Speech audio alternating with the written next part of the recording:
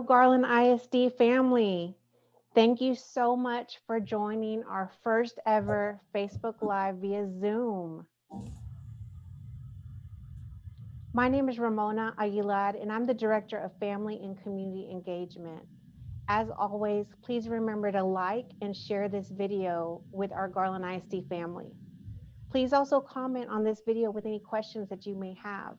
I have some questions prepared for our amazing panel members, but we're also going to be taking some of your questions that you drop in the chat. We have some amazing guests from health services, student services, security, and transportation. So we're going to go ahead and get started. And I would like our panel members to please introduce themselves and tell us about how they serve families in Garland ISD. Well, first, I'd like to say I'm very excited to be here. My name is Renee Katsopoulos, and I'm the Director of Health Services. And I'm so excited for all of our wonderful students coming back in person this school year. I am hoping that it's going to be a great school year, and the Health Service Department is going to be there every step of the way to make sure that our students are as safe as possible. One of the things the Health Service Department does is we provide all the daily health care, health screenings, and education to our students. And we're basically the go-to people, the nurses on your campus, clinic assistants on the campus, to make sure that we meet all the health needs of our students. I'm Angela Daniels. I'm a coordinator at Student Services, and I work with the attendance department and at-risk department. So for us, our department works to make sure that all of our students are at school every day. We monitor attendance. We work with withdrawals and bringing students back who have left the district with our dropout recovery. So we work with the processes and procedures and even notes and things of that nature. So all about all of our students being able to come to school every day and monitoring that. My name is Mark Quinn, and let me too say I'm thrilled to be here. I am the security coordinator, so I am anything and everything security related. My primary goal is to keep all students and staff safe throughout this whole year and to make this a fun learning process. We know that kids learn better when they're safe, so that's our goal in the security department, is to keep all kids and staff safe at all times. My name is Gabby Guardado. I'm the office manager at transportation. I just help our routing team and our mechanics and everybody ensure that our students are getting to and from school safely. Thank you so much again for being on this amazing panel. We all know that the first day of class is on Monday, August 2nd, and we're so excited to see all of our Garland ISD family and students back face to face. But as we start this new school year, let us know about the procedures that are in place to keep our students safe and what parents need to know about your area as they prepare for the school week starting next week. Well, the go-to place to find out what safety protocols we have in place is under our website on the ESSER funding page. You will find our new Safe Return to In-Person Instruction and Continuity of Service Plan. Wow, that's a mouthful. But it will answer majority of the questions that you may have about returning to school, what are our safety plans, and what we're going to be doing this year. One of our goals this year is to make sure the students can access their education, remain in school, and be ready to learn.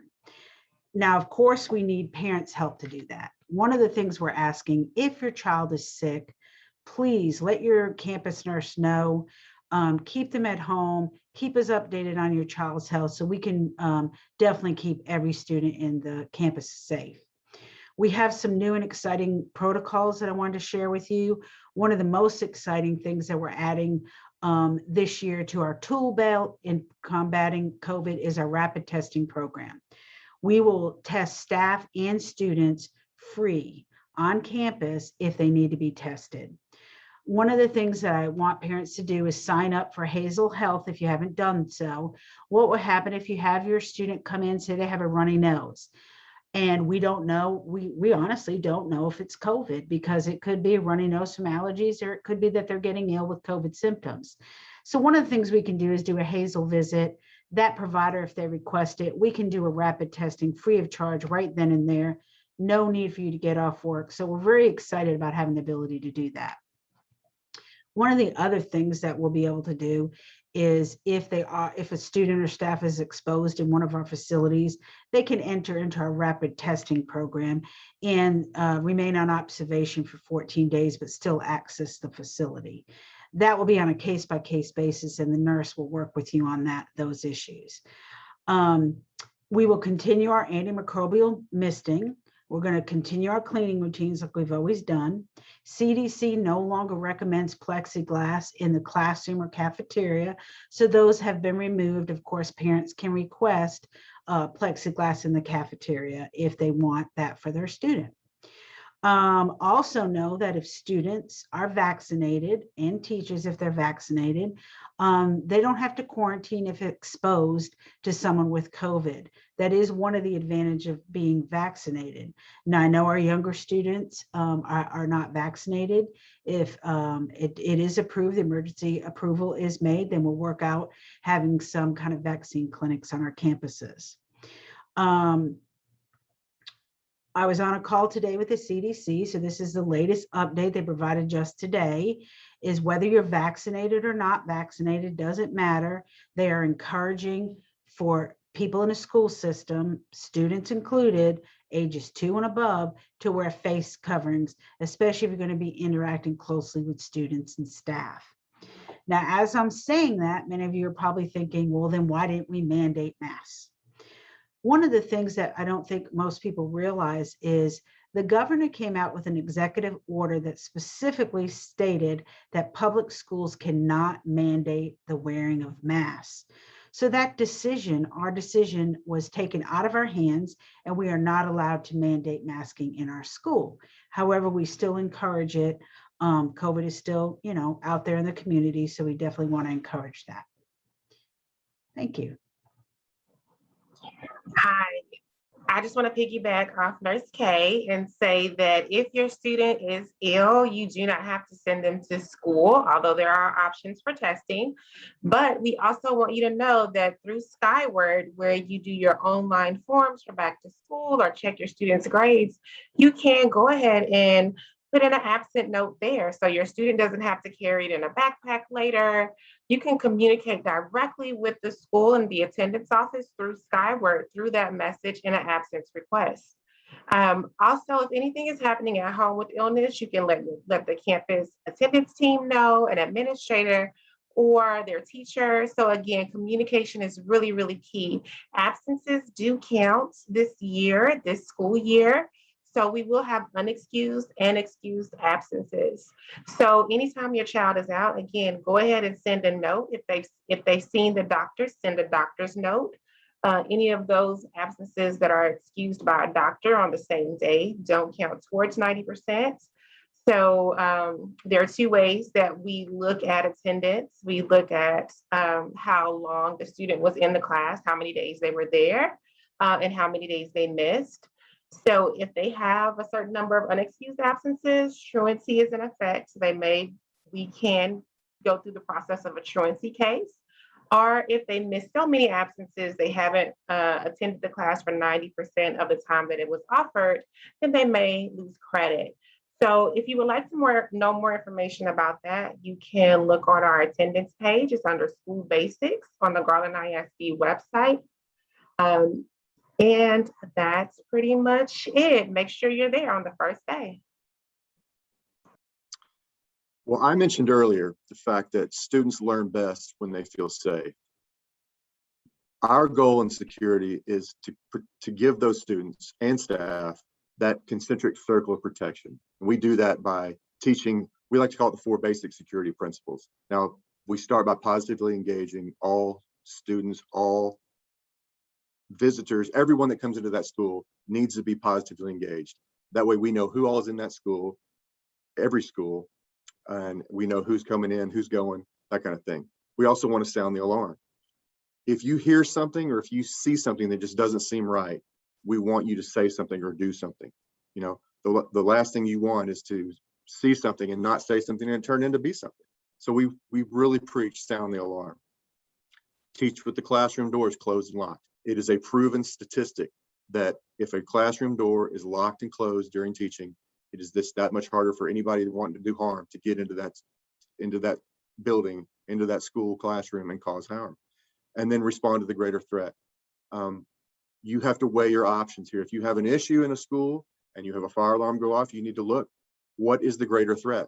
Do I need to respond to this fire alarm? Do I need to respond to what's actually going on in the building? So that's kind of what we teach, is those common sense rules, those common sense security principles. That's kind of what we're trying to get into the student's head, into the staff's head. We also coordinate with 47 school resource officers. We have school resource officers in every school, high school, middle school. We have floater SROs that go to all the elementary school campuses. So we're well covered on the SRO front also. So that concentric circle protection is basically the core of how we want it to promote security within the district. At transportation, we will continue to spray our buses with disinfectant on a daily basis. And although masks will not be required while on the bus, they may be supplied to a student upon request. Social distancing will be practiced based upon ridership. And we are still highly recommending for all of our staff to continue to wear a mask while on board the bus if there are students or another staff member present on board as well. We also have our staff members, and we recommend for them to lower their windows and open their hatches when it's weather permitting. Thank you all so much for that information. We do have a couple of questions in the chat. The first one, I'd like to ask our award-winning Nurse K. The question in the chat is about vaccination cards and whether or not the students need to show their vaccination cards if they have been vaccinated. And then also, can you just talk to families about the health and safety procedures that are in place for visitors and volunteers? Yes, I would recommend, if you have the vaccination card, that you make a copy and share it with your nurse. They're going to ask for it should the student become exposed. So it's better to have it already on file, and that way that you don't have to deal with it at the last minute. And as far as visitors and volunteers, we are welcoming them back onto campus this year in certain circumstances. And, we have to be flexible with that. We have to follow the flow of COVID. So we're planning on welcoming visitors and volunteers back. We'll have to see how things, progress with COVID, but we definitely are going to allow them to come. We do ask that you pre-screen yourself for COVID symptoms prior to coming to campus. And I know people think that's so self-explanatory, but if you really stop and think of it, you don't stop in the morning and say, hey, how do I feel today? Most people don't do that. But if you did do that, and what is we're requesting that you do, that abnormal headache that you have, or your allergy symptoms, what you think are allergy symptoms seem to be worse, those are the cases where later on down the road, they found out they were positive and they've exposed people because it didn't take time in the morning to really assess how they were feeling that morning. So really take the time to pre-screen yourself and say, am I well today? Is there something out of the norm? If you are ill, please don't come to campus. If you are diagnosed with COVID, please be honest. Let the nurse know on the campus so that way we can monitor your children. And we really encourage everybody to be immunized for COVID and wear a mask while on campus. Thank you so much. Ms. Daniels, we did get a question in the chat about if truancy would be enforced if the child's out due to COVID. And just let us know also, you mentioned before, like parents need to send their child to school on the first day, but what if they happen to be sick? Like, what's the first day procedures for a sick child? Okay. Yes, if a child does have COVID, all the time we're just asking that you communicate that, and we'll excuse those absences. When a student is going to court, it's because of unexcused absences. And so if a child is out ill, or you've communicated with the campus about what's happening with your family, most of the time those absences will be excused.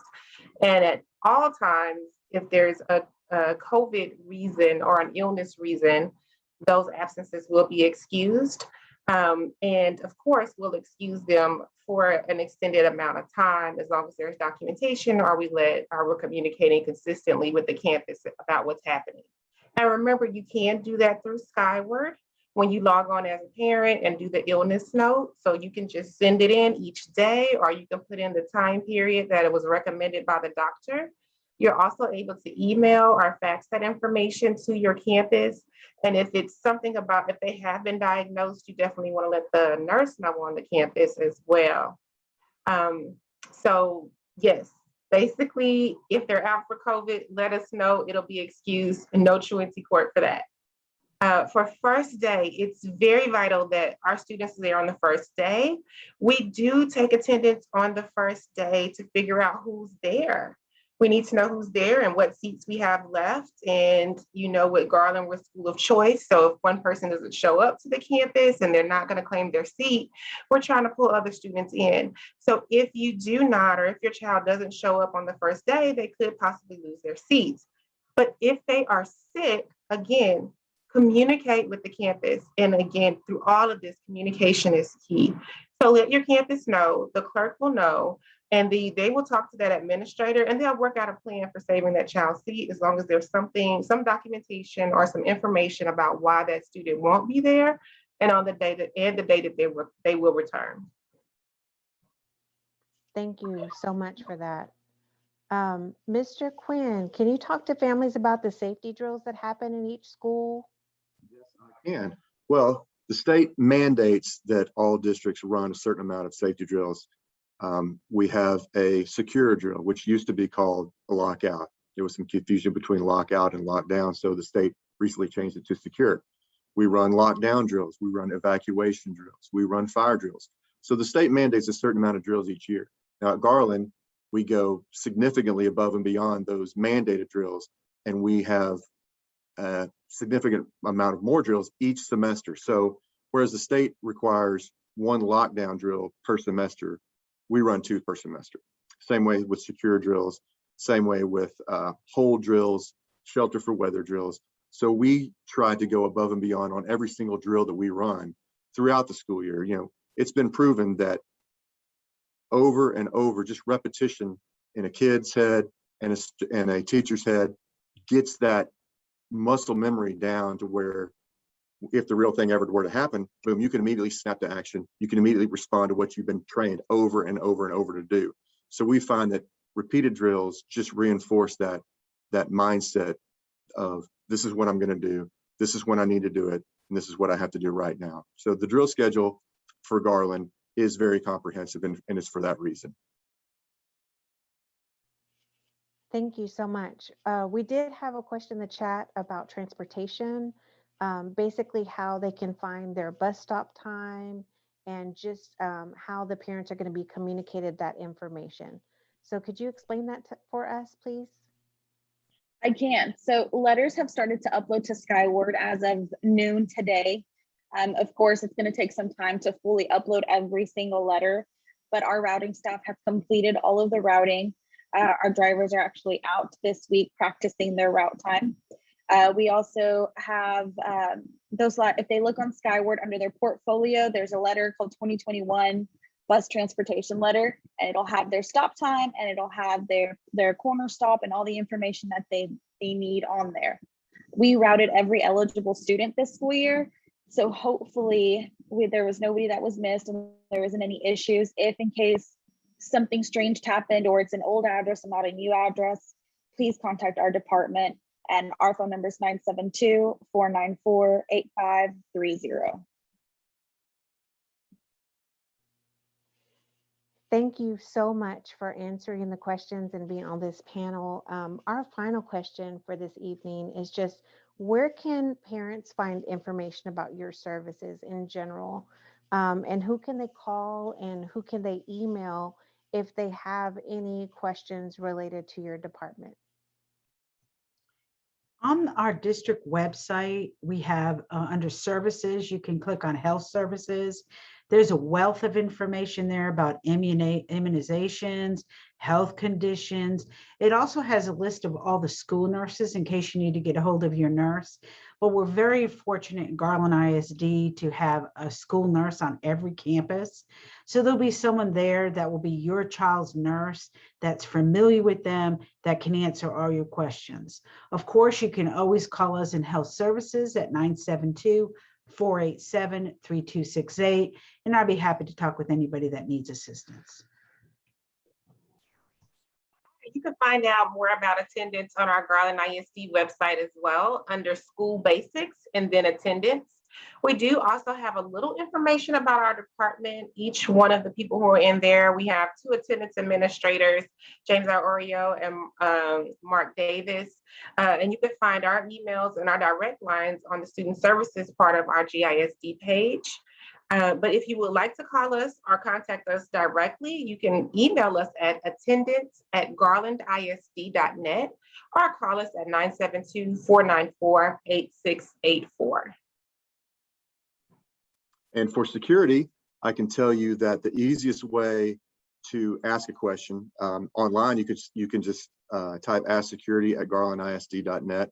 We will definitely get back with you, or you can call. We have a 24-hour dispatch line. That's 972-494-8911. We are, like I said, we are a 24-hour, 7-day-a-week operation. We run patrol operations all hours of the day. We have a dispatch center that's open 24/7. So anything that needs addressing, we can address it in a timely manner. For transportation, we like to kind of navigate all of our parents to our transportation website, which is on garlandisd.net. We got a nice little yellow bus, might be orange, but you click into there, it gives you all the transportation information. There's a link to check eligibility. So if you want to see what attendance zones you're in for transportation, you can do that as well. You can also call us at the number I gave above, 972-494-8530, or email us at transportation@garlandisd.net. We have a team that monitors that email, so we'll be getting back to you as quickly as possible. Thank you again to my special guests, my wonderful friends in health services, student services, security, and transportation. I truly appreciate you being here to share this information for our families as we all gear up for the first day of school, Monday, August 2nd. Remember, my Facebook friends, please remember to like and share this video with all of our Garland ISD family, and we'll see you next time.